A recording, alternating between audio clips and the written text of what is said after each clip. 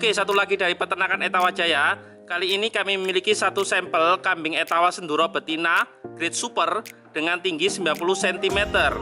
Jadi ini adalah profil dari kambing Etawa Senduro grade super dengan tinggi 90 cm. Tinggi badan dari kambing Etawa Senduro ini adalah 90 cm dan panjang badannya adalah 90 cm.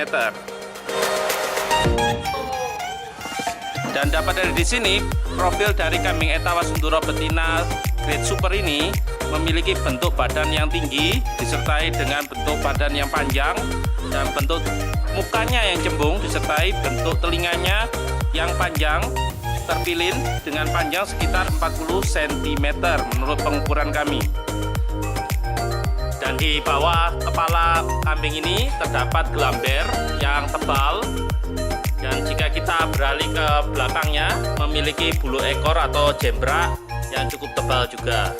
Perkiraan umur kambing ini adalah sekitar 1 tahun, jadi masih memiliki prospek untuk bisa tumbuh lebih besar lagi dari sekarang, dan juga memiliki prospek untuk memiliki keturunan yang baik sesuai menurut dengan kriteria super yang dimiliki oleh kambing betina ini.